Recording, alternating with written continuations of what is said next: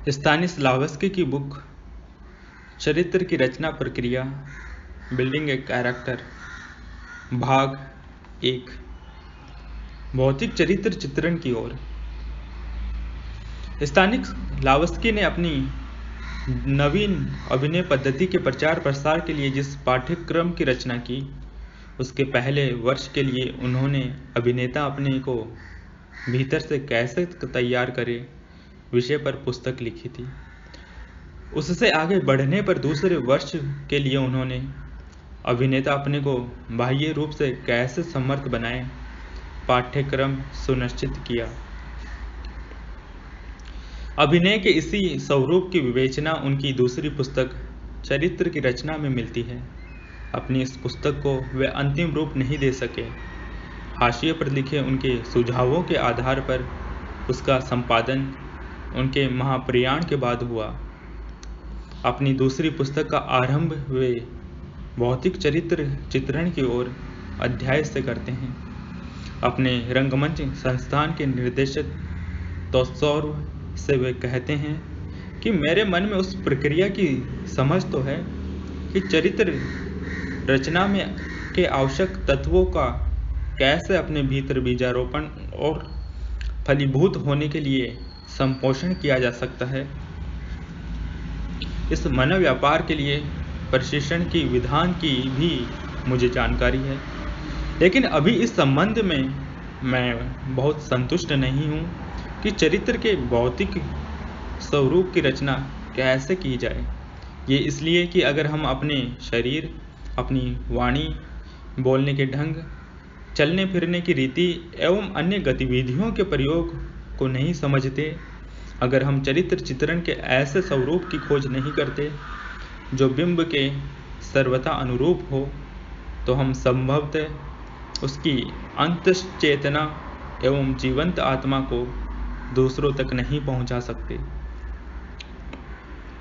तो सर्व ने कहा, हाँ, बिना बाहरी रूपायन के न तो तुम्हारा आंतरिक चरित्र चित्रण और न तुम्हारी भूमिका के बिंब की अंतश्चेतना दर्शकों तक पहुंच पाएगी। बाहरी चरित्र चित्रण व्याख्यात्मक और दोहराने के रूप में प्रस्तुत करता है और उसके माध्यम से तुम्हारे दर्शकों तक तुम्हारी भूमिका के आंतरिक स्वरूप को पहुंचाता है। कोस्या ने यह सुनकर पूछा कि बाहरी और भौतिक चरित्र विधान को कैसे प्राप्त किया जा सकता है।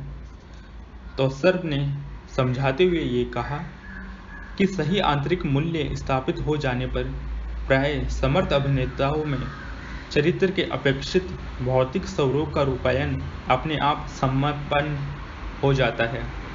स्तानिस्लावस्की की आत्मकथा में ऐसे अनेक उदाहरण देखने को मिलते हैं, लेकिन सवाल उठता है कि अगर हम इतने भाग्यशाली नहीं हैं कि यह संयोग सहज रूप से उत्पन्न हो जाए, तब क्या किया जाए।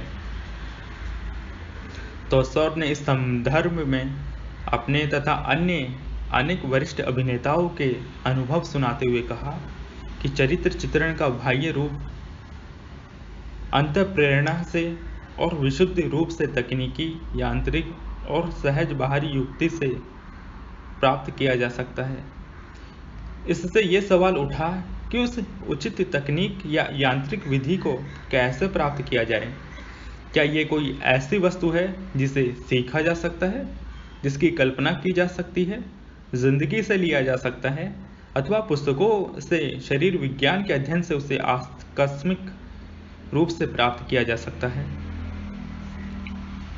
तो सर्व ने स्पष्ट करते हुए कहा कि ये लक्ष्य इन सभी रीतियों से प्राप्त किया जा सकता है। हर व्यक्ति एक बाहरी चरित्र विधान को स्वयं से, दूसरों से, वास्तविक या काल्पनिक जीवन से, अपनी अंतःप्रेरणा से, अपने और दूसरों के अवलोकन से ग्रहण करता है। वो उसे अपने जीवन के अनुभव अथवा अपने मित्रों, चित्रों, मूर्तियों, पुस्तकों, कहानियों, उपन्यासों अथवा कुछ सहज रचनाओं से ग्रहण करता है।